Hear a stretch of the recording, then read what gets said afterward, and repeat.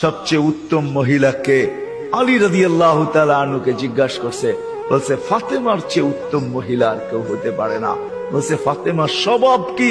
বলছে আমি কিছু আনি আর না আনি, ঘরে চুলা জ্বলুক আর না জ্বলুক, দাখালা যাওজুহা সারবাইতান সাররাত ওয়া তাবাসসামাত, আমি যখন ঘরে ঢুকি তো ফাতেমা খুশিতে নাচতে থাকে, মুস্কি মুস্কি হাসতে থাকে।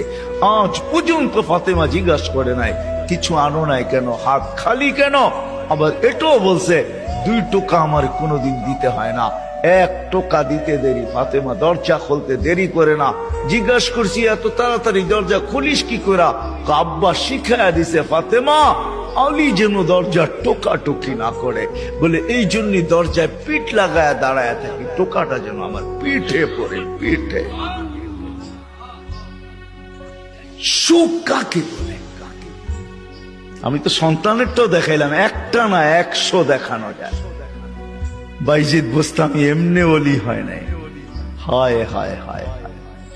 মুসা আলাইহিস সালামের জান্নাতের সঙ্গী কসাই এমনি হয় নাই। ওয়াইস করনি জান্নাতের দরজায় দাঁড়ায়া আল্লাহ মার সেবার বদলা দিবে, এমনি না। দিনদার হওয়া ছাড়া, আল্লাহকে পাওয়া ছাড়া, আল্লাহর দিকে